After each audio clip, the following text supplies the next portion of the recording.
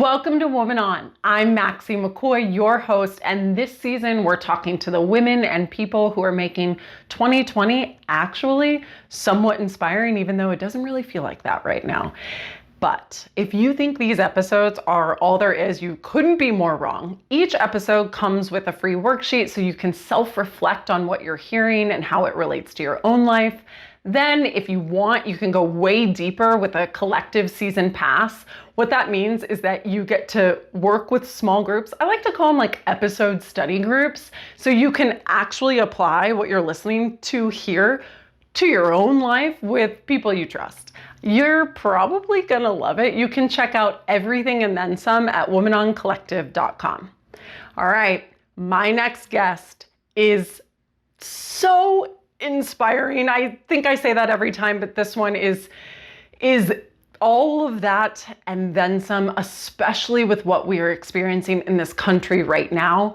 She is Amanda Litman. She's the co-founder and executive director of Run for Something, which recruits and supports young progressive candidates. Does that sound like maybe it's you? It might be after this conversation, because if you have ever just been so pissed about what you're seeing in this country, in your city, in the state, this episode is probably going to help you figure out what to do with those feelings. But just beware, you might leave this conversation feeling like you are going to run for something. And that is sort of the whole point.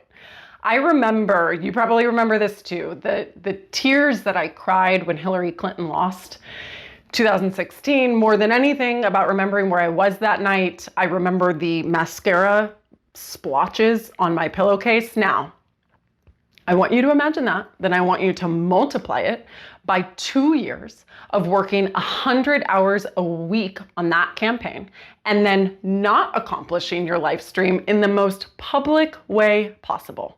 Yeah, that's what our next guest, Amanda, experienced herself. Luckily, she turned her heartbreak to hope, and now she's supporting tens of thousands of people who want to get involved in running for state and local offices. As of September 2020, listen to this, her organization is supporting 623 campaigns running for local office. Of the 500 and plus young people that they have on the ballot, more than half are women. More than half are BIPOC. So you know what I say to that? Bye, old white politics, guys. Bye. What Amanda is doing is so inspiring to me because personally, I know I spend way too much time bitching about what feels like my city going to shambles, about my frustrations on everything from women's rights to racial justice to the lack of gun reform. And I don't spend nearly enough time compared to how much I'm bitching actually doing something. So when I read Amanda's book, Run for Something, I saw there was this very manageable path forward, not only for me, but for everyone in the ways that we can make local change. So if you're looking to this next election and you're feeling sick and anxious about the weeks ahead, I hope this conversation gives you hope. I know that it will, because there actually is a blueprint for real and meaningful change, and you just might be the one who can get us there. I hope you enjoy this conversation with Amanda. You said in your book, don't make yourself the story, which is what you call rule number one of working on a campaign. Have you found it hard to go from, it being embedded in your DNA to be behind the scenes and propping people up, to having to really go into the hot seat with your book, with your business, Run for Something, by all of the names? Has that been difficult in terms of transition for you? It has. And I think it's been difficult in a couple of different ways. One is that my deliverables, like what work is, has changed so much. Every job I've had before, work looked like writing emails, it looked like fundraising, it looked like, managing a team, which it still does. But it was really like clear product that I was responsible for, and then I delivered, and that was like end of the concrete task. Yep. Now my job is to promote a mission, to manage a team, to enable a team to do a really good job, to raise money for that team. But there's no product. And that's often feels very frustrating. It's taken me a long time to realize that, like, yeah, when I spend all day just talking to people, that's work. And It that doesn't is, and it always, is it's the yeah, product. You know, it's the product. in what you just said, Amanda, in terms of, the mission, right? All of these things that you're creating with Run for Something, Hmm. the business, the book, the podcast, and you talk about your mission. Can you tell us a little bit about that mission? But one of the things I really want to tee in on is you said, keeping your mission first actually is very hard. So I want to know Yeah. more about that. What makes it hard? Well, so Run for Something's mission and my personal mission is to help young people run for local office across the country, especially focusing on people who aren't traditionally seen as politicians. So young women, young people of color, people with untraditional backgrounds. Oh, there's my dog barking up a storm. Sadie. So the mission is to help people who aren't usually seen in politics feel like they have a voice, and then give them an entry point. Not just say you belong here, but actually help them get in the door in the first place. Think about the other projects I do, the podcast, the book, interviews, stuff like this. It's in service of that mission. The more that I'm able to talk about what we're doing, every time I do a press hit or talk or go in front of a room full of people, yes, I enjoy it. It's fun. And I then hear or see from our signups that, like, people signed up to run for office, people signed up to volunteer, someone gave us money. You talk a lot about the impetus of all of this post the 2016 election. There was one person in particular, who came to you asking, where do I turn to get involved, to run, to start changing this from the inside? But what are the entry points that are just really difficult for all of us to wrap our heads around when we're saying, like, I want change, but then we're not doing anything about it? For us, the focus is, how do you run for office? How do you actually get into leadership? And there's a whole bunch of logistical hurdles before you can even think about what does it mean to be a candidate, including what office do you run for? How much does it cost? Are you, especially for young people, are you going to be living in the same place for the next couple of years? Especially for people who might be planning on having kids, how does that factor into your decision? What is your job like? Do you have your finances in order? There's just a lot of logistics that people sort of need to navigate before they can even get into the question of, like, is this a sacrifice I'm willing to make? And is this an identity I want to take on? I think the thing that I have found to be the most interesting about the journey from citizen or voter or person to candidate to elected official is that it's really an identity shift, and you don't become it. Nobody is born a political candidate. You become a political candidate by running for office.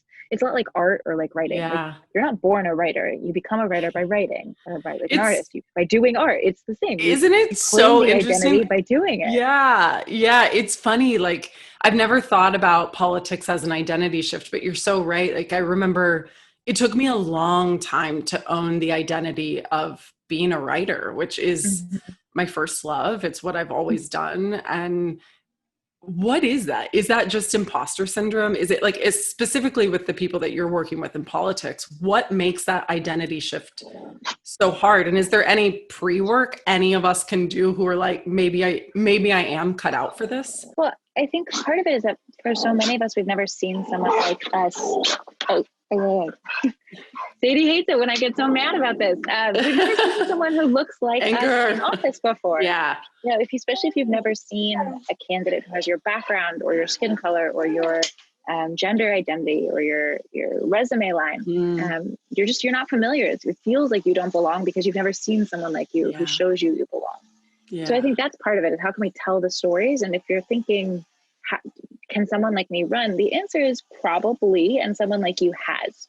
The other piece that I have found to be so interesting about our work is that we did a survey after 2018. And one of the things that candidates told us is that the biggest value out of our endorsement was, yes, the press, and yes, the support, and yes, the, like, connections to other candidates, a whole bunch of, like, the physical things, but also the validation that they're a candidate, that they're doing a good job.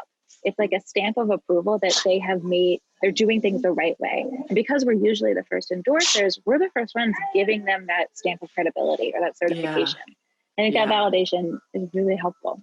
It's probably to the candidate and to the public.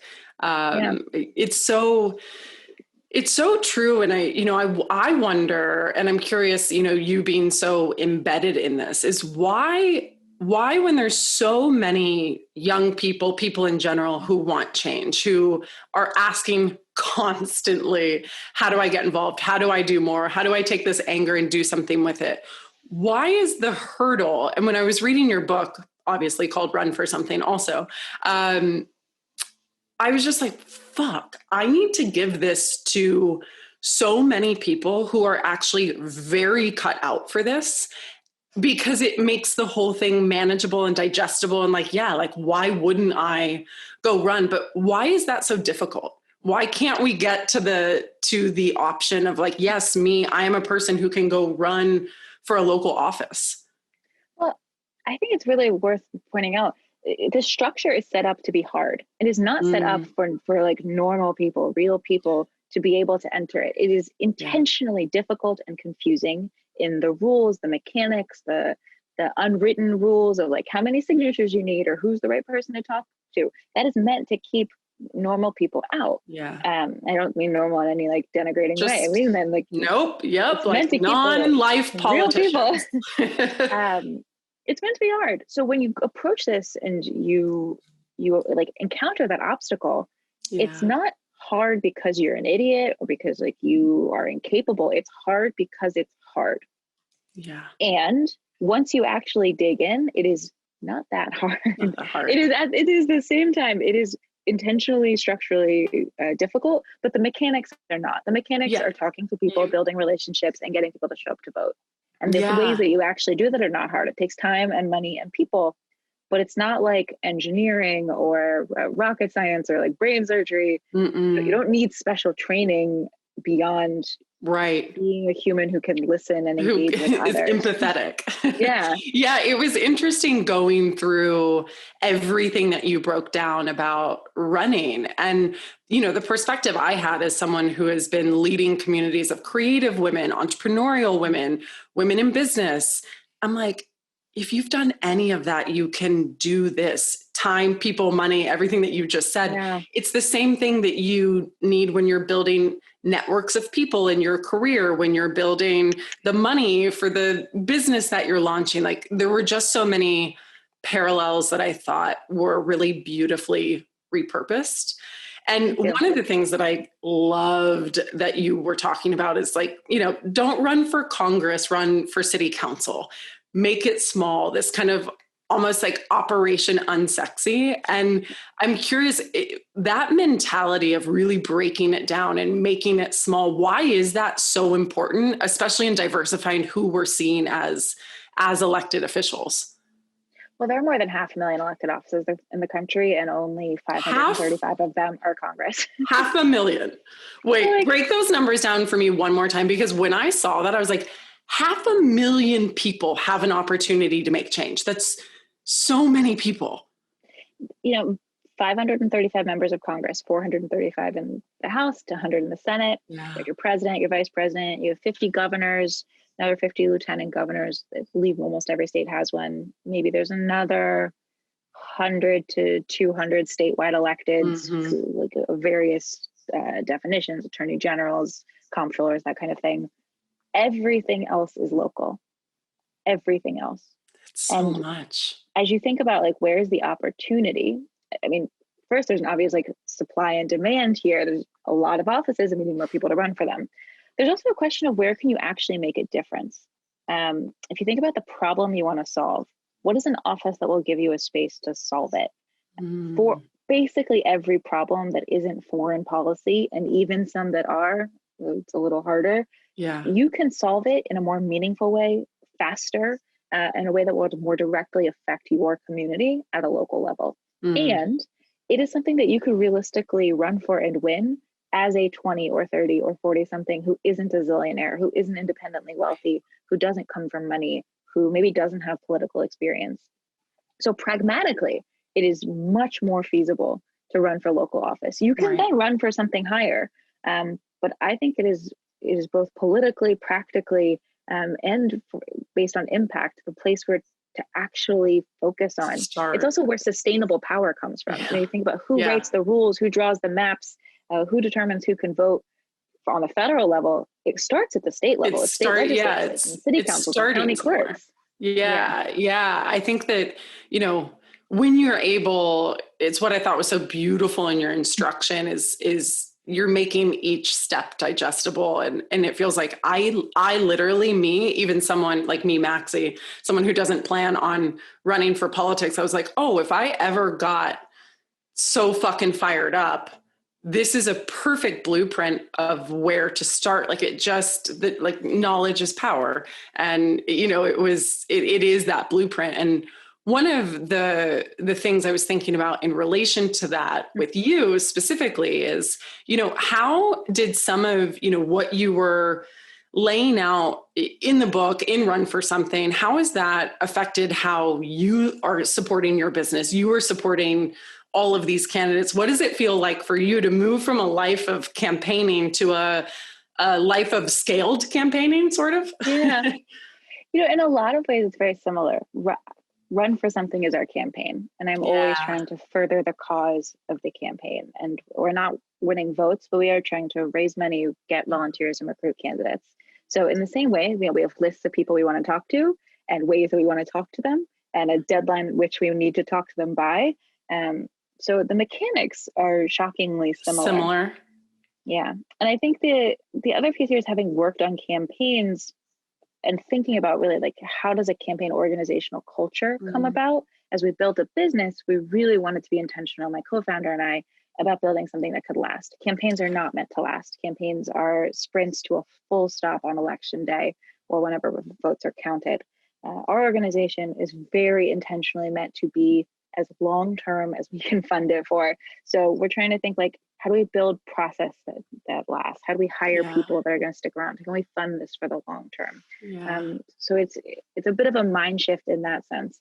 It also means things like, how do we have work-life balance or that's what I was going to ask you about. Yeah, I was going to ask you about what does sustainability look like for you, Amanda? Because one of the I just had to sort of take a breath reading about your stories of how many hours and how tired to the bone you were and how much you gave, especially Hillary's campaign and every campaign that you've been a part of, all of you. Mm-hmm. And to your point, those campaigns are not meant to be sustainable. So has it been hard to not go there with your own business and let it be your own, like give it 150% and then you have a kidney infection and your relationships are suffering? And what does that transition look like? Run for Something is almost 4 years old. It'll be 4 in January. And I would say it took me the first 2.5 years to get out of the feeling that if I wasn't working 100 hours a week, I wasn't working hard enough. And if I took the time to see a friend, to go on vacation, to have a life, that was actually a good thing, because that allowed the work to be sustainable. And I want this to be sustainable because the mission needs it to be sustainable. It was hard. It's still hard. And I still, I love work. And that's the other part, is I actually really love what I do. It is still a job. It's a dream job, but it's still a job. It's still labor. It's still hard. And sometimes micro level, it's miserable. But macro level, I am so fucking lucky. I have the best job in politics. How do I remember that just because I love it doesn't mean I need to do it from when I open my eyes to when I close them? And how do you answer that? Because please tell us.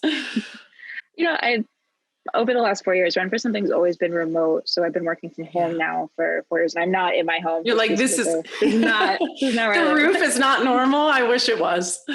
So part of that is building really strong routines about how I structure my day. So I make my bed every morning. I don't work in bed most of the day. I'm pretty rigorous about exercising basically every day for at least 45 minutes or an hour of some type. Amazing. I read I read too much. You love books. I really love books. Books are good. So I read a lot. It also helps to have a really good partner who is just doesn't work in politics. So allows me to have a space where balance. We talk about things that aren't politics, which is really nice. Yeah.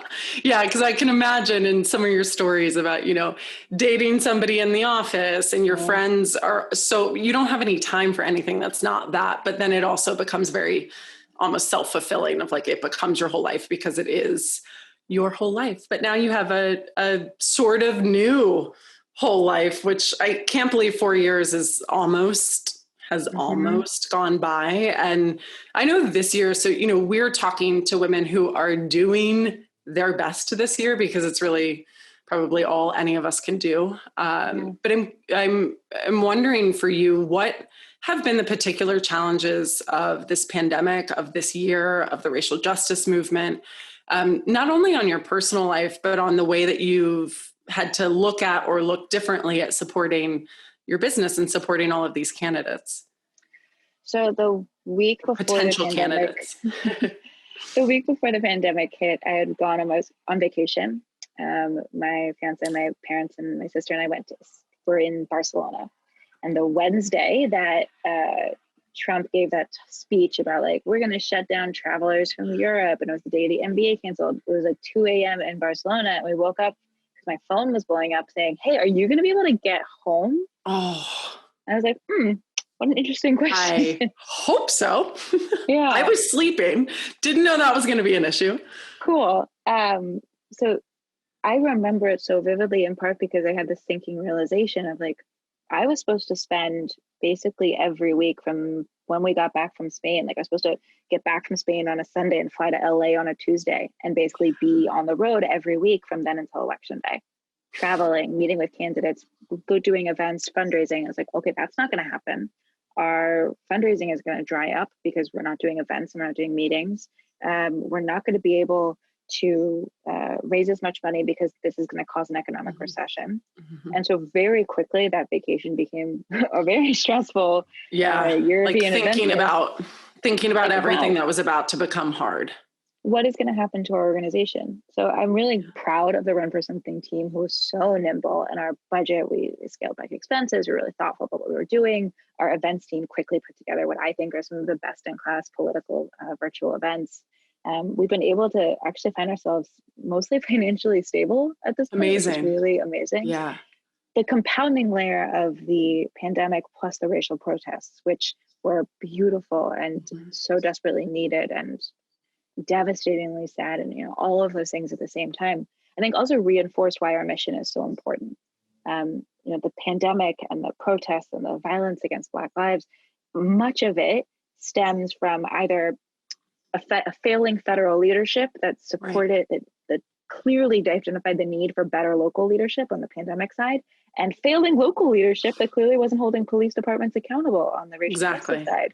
And Yeah. either way, the answer is how can we focus more on getting better people into these local offices? Because on both fronts, it is so obvious how much it matters, not just that we elect Democrats, but which Democrats we're electing and why we have to focus not just on Congress, but on city councils, on school boards, on the people that are deciding whether our kids are going to school this week or next week. Yeah. Like, those are the elected officials that I want to care more about and that I hope more people give a shit about. Love what you're hearing. Well, you get to really dive in by joining the 10-week collective, where you'll be put into small groups that meet every week for the entire season, led by one of our brilliant woman on leaders. They're so brilliant, you're going to love them. We break down the episode themes together every week. We discuss, we learn from each other. It's seriously so fun. And there's some super cozy merch that's exclusive to the collective. That's the Woman on World. We really hope that you'll join us. Now, let's get back to the combo. When you tell that narrative, which isn't a narrative, it's a truth. It's very compelling, especially given the context of this year. Has your audience of donors, have people who are thinking that they potentially want to run, have you seen a shift of that same understanding? So we have now recruited more than 62,000 young people to run for office since we launched 3.5 years ago. The best part about that number is nearly 20,000 of them have come in since middle of May.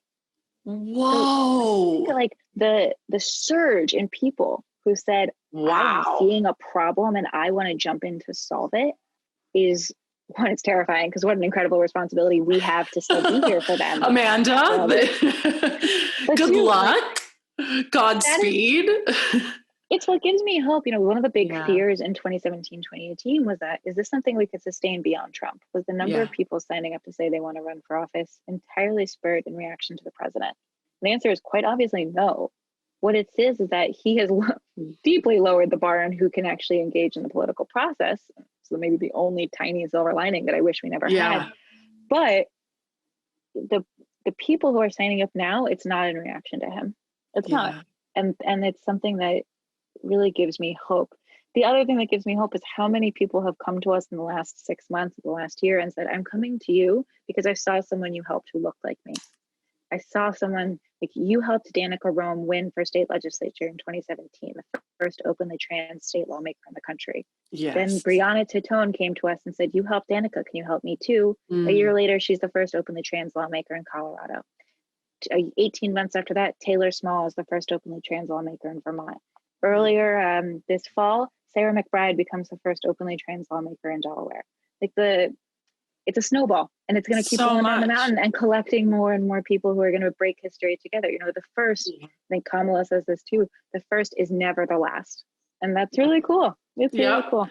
And it reminds me of what you said at the beginning of this conversation, you know, just around how important representation is, because you can't be what you don't see, or at least it becomes a lot easier when you can see it. And that snowball effect does go into play. Now, I totally understand the pressure of scale of getting what you want, right? You now have 20,000 more people than you did before May, which on one hand is so beautiful.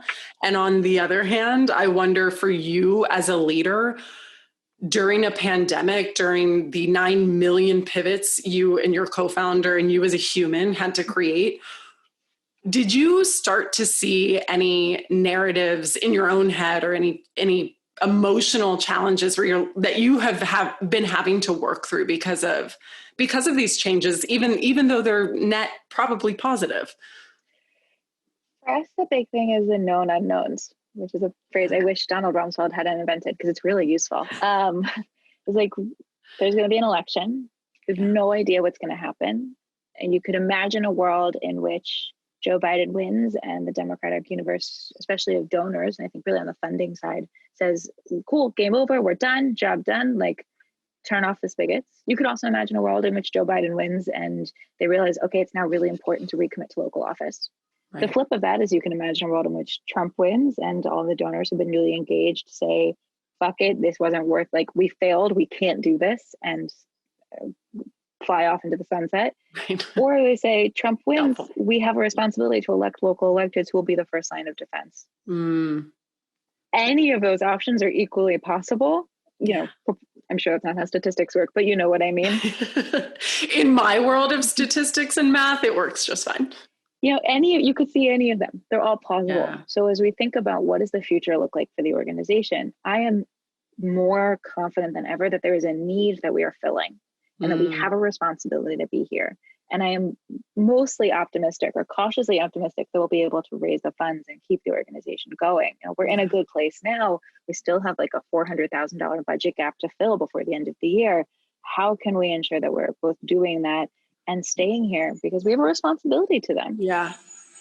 Which is, I take that very seriously. Yeah. It is why, you know, that responsibility to me sounds so hand in hand with the word sustainability, which you've used multiple times, because it is true. Like it's something that can be, even in the racial justice movement that we've been seeing, that's a lot of that conversation too, is how can we all be involved in this in a sustainable way, not just in the month of June.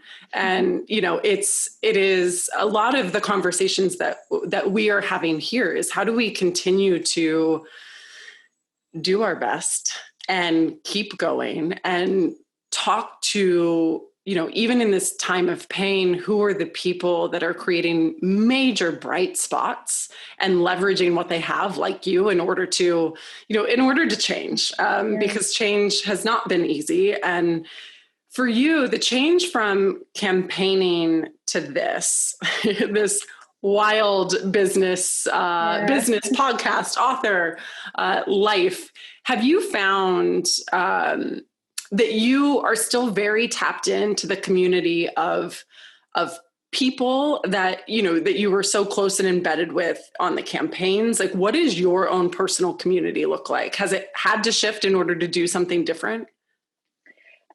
Part of the joy of working on campaigns, I know I talk about this in the book, is you get to make friends that really are the only ones who will understand what that's like. I did a road trip last night from New York to Cape Cod, where I currently am, and we're listening to Stay Awake, a Broadway playlist, because I love Broadway. And at one point we were listening to that song from Book of Mormon that was like, how you like turn it off. You put your feelings in a box, you squash it. And I was trying to explain to my fiance, I was like, this is we used to say this to each other in 2016 all the time. Like you take your feelings, you put them in a box, you crush it. Like that's not as funny as you think it is. It's pretty sad. It's like that's sort of sad and dark, but I get it. But like that understanding of how hard it is something that builds lifelong friendships. And it's the best part of working on a campaign. It's something that breaks my heart for the people who are working on campaigns now, because it's really hard to do that work without the in-person proximity that makes it fun and that builds community. So my heart breaks for them. Yeah, we need our people, and Zoom can only get us so far. But, in in the moments of pivot and the moments of pandemic, have you had any people that have reached out to you? One of the things that we like to ask our guests is the most recent pep text, message, email that you've gotten that has just kind of like been the message you needed in the moment. Do you have one of those to share with us? I had a rough week a couple weeks ago, and one of my good groups of girlfriends who worked with me in 2016, and some of them worked with me back in 2012, known for many years, sent me flowers, which is actually better than a text, because it brightens up my kitchen and sits next to my computer with a little note like, keep going, you're saving democracy. And it's so cheesy and so silly, but also it really makes my day, and it was very nice and very appreciated. And it's something that my friend groups of various forms have sort of cultivated as like a community of sending presents. Even cheap ones. We used to send each other care packages on campaigns of like, here's some coloring books and some gummy bears, and also like a 6-pack of beer. Enjoy. I've been hearing from a lot of people that, the challenges of this year are hitting us at different times. It's kind of like a wave comes out of nowhere and you're like, I'm handling this, I'm pivoting, I'm doing fine. And then I'm like, fucking not. I am not doing fine. And I will say that the time I noticed my community the most was actually during the Democratic convention, the night, I'm going to like cry again, the night that Kamala accepted the vice presidential nomination. It was like ladies' night. And I basically woke up that morning and started crying, and basically cried like every hour, and then spent the entire convention like just gulping, sobbing, and realizing, like, I actually haven't resolved the trauma of losing an election 4 years ago, as it turns out. Cool. This is all still here. Reaching out to my friends who worked on the 2016 campaign, and basically every last one to a T was like, oh yeah, I feel I couldn't watch. I've been sobbing all day. I feel like I'm with you. I don't want to say it's like, I mean, for some people it's like PTSD. It's you go through something so hard, and then you just are expected to move on. And how do you move on from failing to accomplish your life's dream? You don't. It doesn't always work like that. And, I found when I was reading about your own experience that night, leaving Javits and, being in a cab with a friend and having to literally pull over and puke, we all have our own version of what that story was the next day, but none of us have the version of the story where we worked for 2 years and 100 hours a week and just what that is like in terms of that loss. But for you, one of the things that you are often talking about is how powerful a loss can be in terms of changing your community at a local level, and not to compare the two, because I know they're very, very different. But I do think that is something important to hear. And I want to know, what are the changes that we do make? Because we could even say this with Hillary, like she changed so much by doing, and all of you doing what she did and what you all did. And so, when we get into the game to run, to consider running, what is the power of losing? What does it do? Well, if you think about a campaign as not just a force towards election day, although that's obviously the most important part, it's also a galvanizing entity for a community. The people who show up to volunteer and, in the before times, knock doors and now make calls and texts, engage. The people who donate, people you talk to who may have never talked to someone running for office before and never felt like their voices were heard. That is the democratic process. Yeah. When I see people marching and protesting and yelling, this is what democracy looks like. I'm like, yeah, that is what democracy looks like. But it also looks like people knocking doors and making calls and talking to voters. Like, that's also democracy. And we should do more of that too. Yeah. It makes me so mad. I think when you think about losing, it's how did you change the conversation and how do you look beyond election day and to a cycle or 2 cycles or 4 cycles? How did the loss from 10 years ago build to the victory today? One of my favorite things I've been doing over the last 6 months, maybe not favorite, is that reading some of more modern history from 2 years ago or 4 years ago or even 10 years ago, in part because when you take even the slightest bit removal, it's really helpful to see how little the day-to-day matters. And I find that to be very soothing. I read Firsts, which was about all the women that were elected to Congress in 2018. I read a bunch of these, in part because I talked to a lot of the journalists. Yeah. And each one, it's in that moment, I remember the campaign cycle being this is going to be the scandal. This is going to be the thing that breaks them down. But, even a year removed, what actually stands out? Yeah. Very little. Yeah. So that's really helpful in maintaining some perspective about both the wins and the losses. Yeah. I love when we're able to come above our own situation or, post 2016. How does reading those stories affect how you're thinking about maybe a hard week last week running this business? Does it pull you out of it a little bit more by just knowing this is going to be a star in the many constellations of the sky, even though it feels like a fucking sun right now? Yeah, it's helpful to maintain perspective of grand scheme of things. Is this the thing that's going to make or break it? In some ways you don't know what will be the make or break moment, but most of the time you can tell. Yeah. And that's really helpful just to step outside yourself for a moment. And the arc of history is long, as they say, and very little of the things we argue about online will affect it. Okay, can we talk about that arguing online? Because one thing that I am finding more and more as the years pass is less and less dialogue or space for conversation. And as someone, for you've worked on Democratic campaigns, but you also say in your book, and I get that this was, a few years ago, if you're a Republican going for office, there's tools here. It's not, even though, Run for Something is about progressive candidates and progressives running. How do you handle, or have you noticed that there is less space for conversation? It's if you're not 1,000,000% as woke as I am in San Francisco or in Brooklyn, or if you're not 1,000,000% as whatever as I am, then there is no space to talk. But dialogue is what shifts things. And I want to know how you're handling that, because it's very much showing up in my life. So I think there's a difference between sort of Democrat and Republican conversation and intra-Democrat conversation. Using party alignment is sort of a shortcut for value systems here. Democrat versus Republican, that's really hard. I can't fundamentally have a conversation with someone that doesn't see the humanity in women or people of color or LGBTQ people. We're not aligned on basic facts. So there's no argument.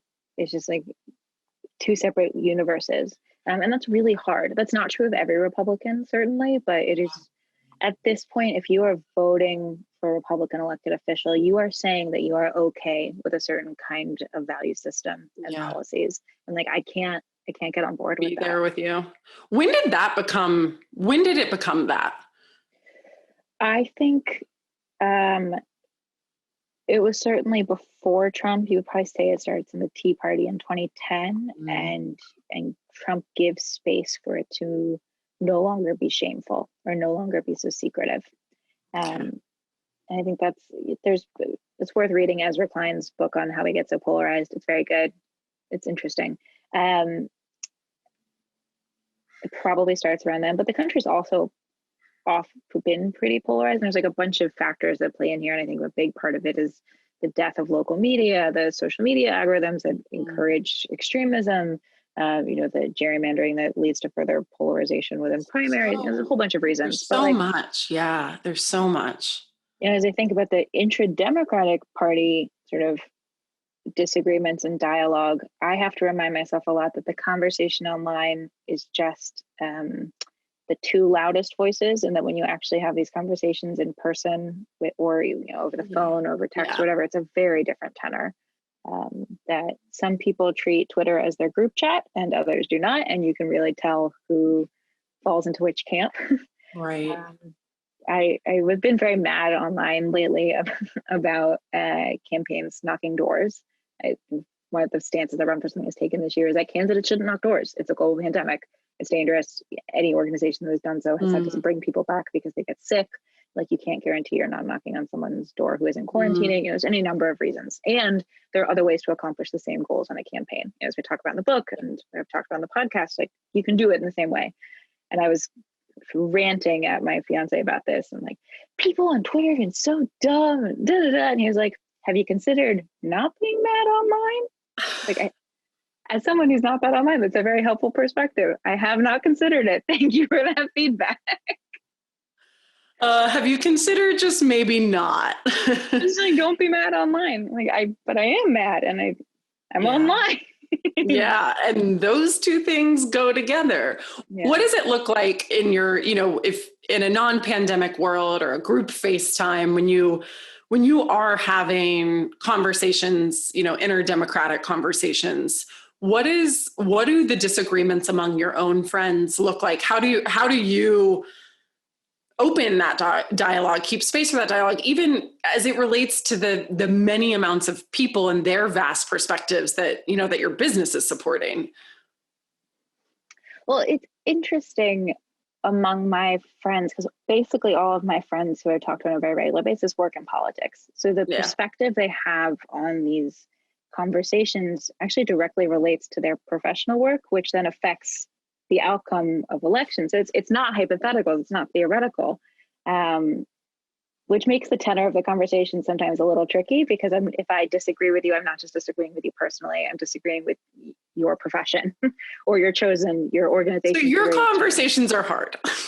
Yeah, but also like and this is a thing I have to remind myself often, is that you are where you work and what you believe they are often in alignment, and they're usually in alignment, but it isn't all of who you are. And you can contain multitudes, as they say. So keeping that in mind as I talk with folks who work in professional politics and professional movement building, that is really useful.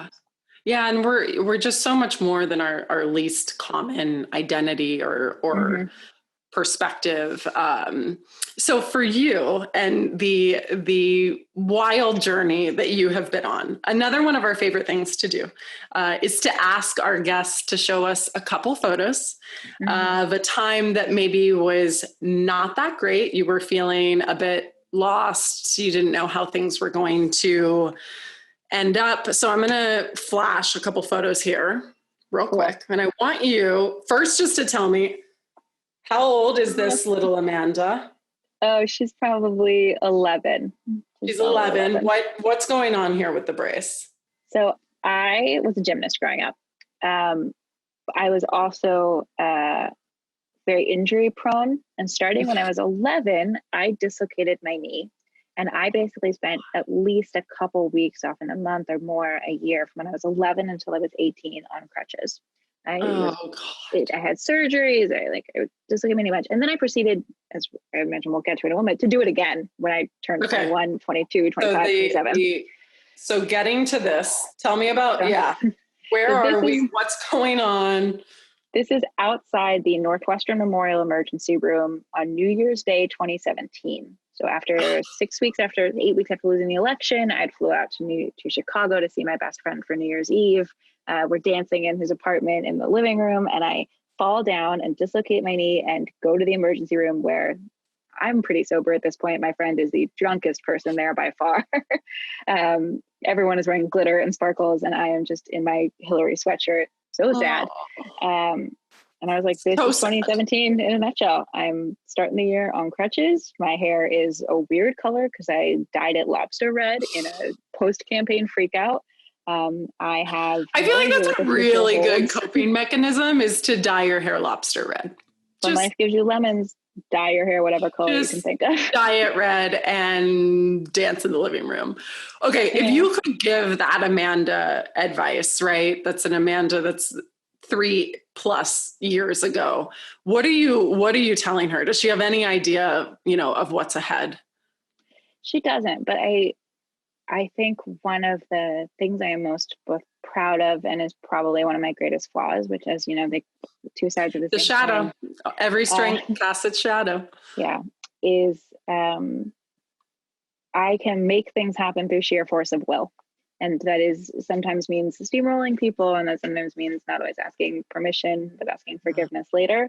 But that also means I created an organization and wrote a book and run a podcast, and not only healed my knee and then had surgery, but was able to run and lift weights, and can decide that I want things to be a certain way and then make it a reality. Yeah. And that is, I'm really proud of that ability. And I sometimes get frustrated when someone will say to me, well, I want to do X, Y, Z. It's like, why don't you just do it? Do it. Just do it. What's wrong with you? Just do it. And that is both a strength and a weakness. But I think when I think back to how I felt on New Year's Day 2017, it'll be okay, little me. Your hair will grow out. My color will fade. You'll learn how to trim your own bangs.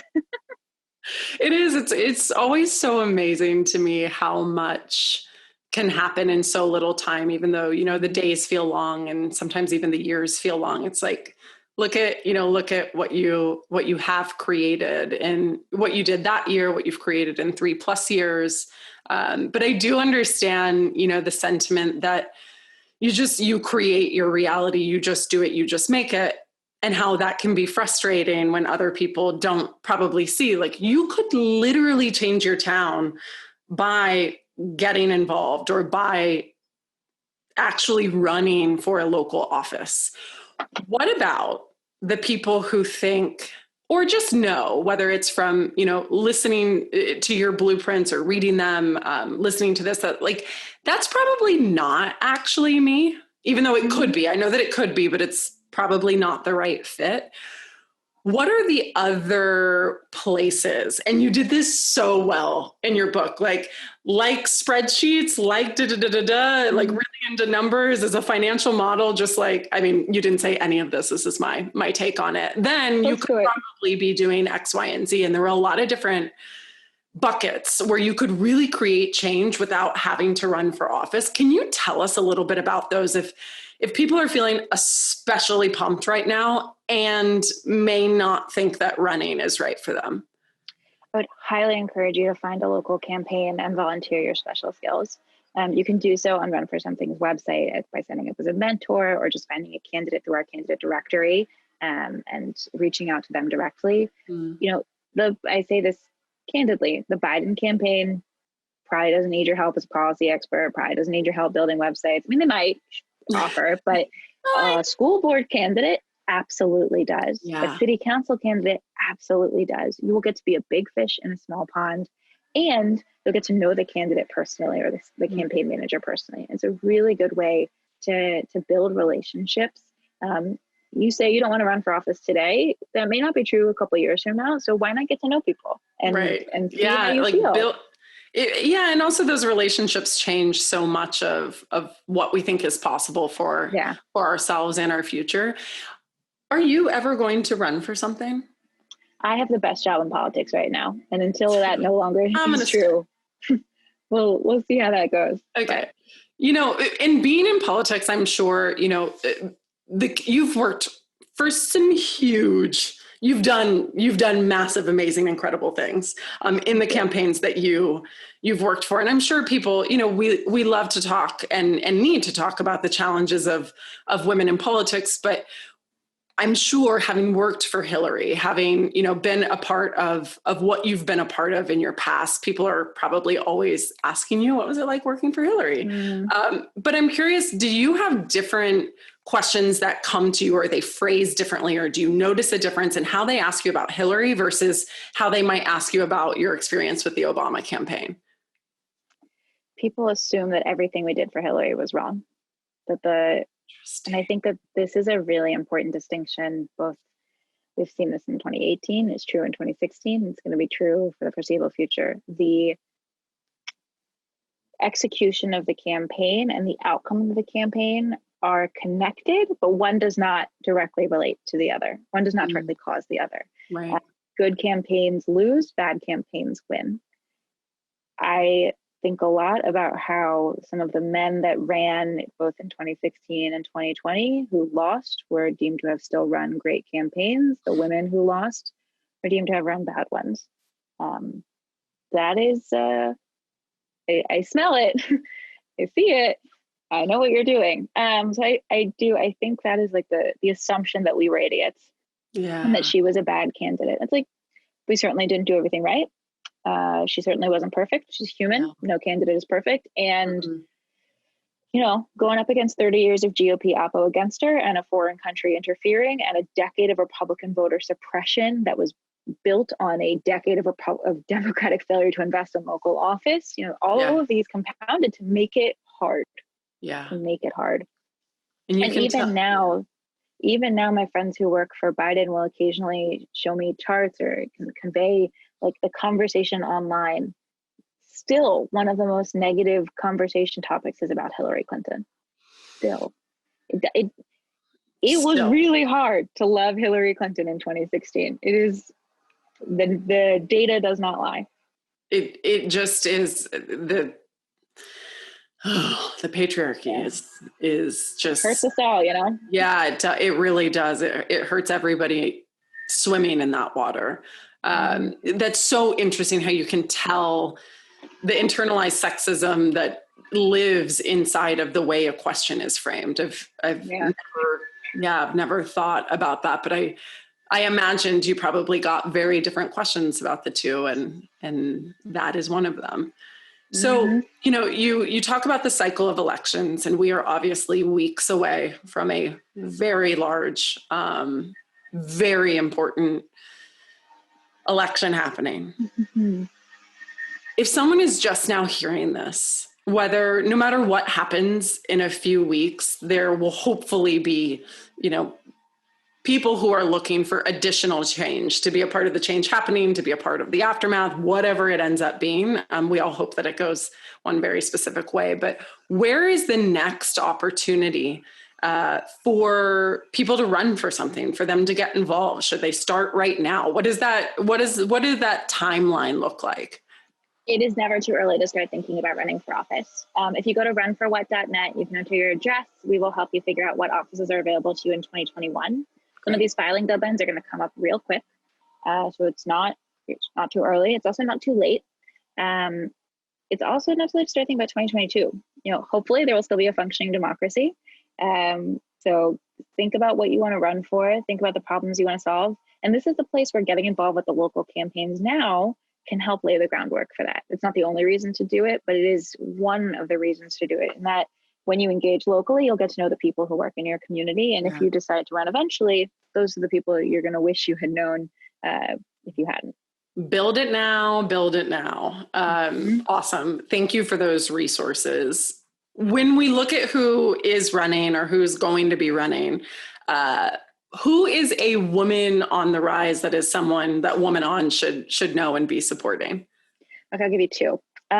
Jennifer Carroll Foy. Jennifer Carroll Foy is a House of Delegates member of Virginia. She won in 2017. During her campaign, she gave birth to twins. She flipped a seat red to blue. She helped pass Medicaid expansion. She helped ratify the Equal Rights Amendment. She's now running for governor. If she wins in 2021, she'll be the first Black woman governor in America. I interviewed her for the first episode of it was incredible. I was like, yes, everyone go listen to that episode.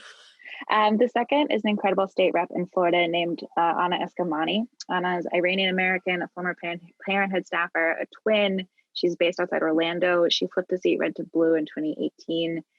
She is just so fierce. She is giving Ron DeSantis, the governor, every ounce of shit that he deserves and then some. She is literally fighting personally for each one of her constituents' unemployment checks. I am trying my hardest to convince her to run for governor as well. And if I succeed, you will see her in 2022. You're the queen maker. You are.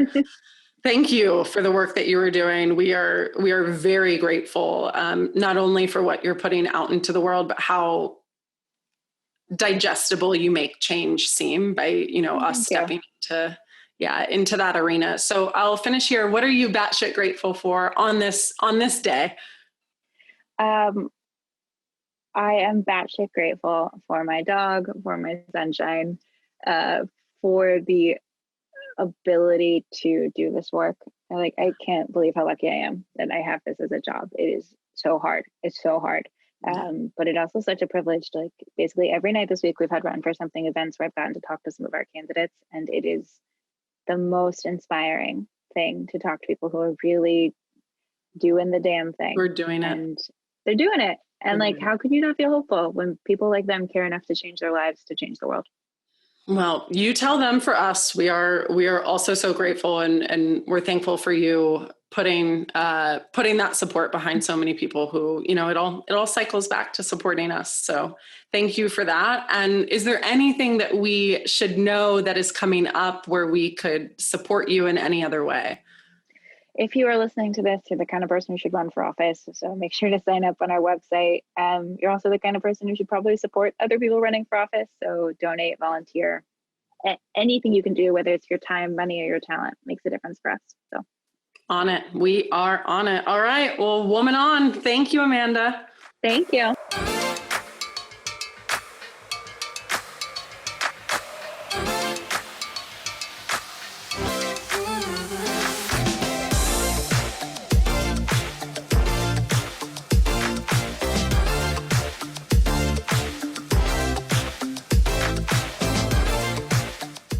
Hi, puppy. Come say hi to the camera. Come here. Can you come up here? No. He's like, I want to lay down. I'm tired. It would have been too good, Amanda. It would have been too good. If you're anything like me, you love listening to inspiring stories, but then there always is this little letdown at the end of a show because it's sort of like, well, now what? How do I put anything into action that I've just heard? Well, at Woman On, we're here to solve that. Each episode comes with a free worksheet that you can download to get dirty with all the wisdom and put it in your own life. Just go to womanoncollective.com/worksheet.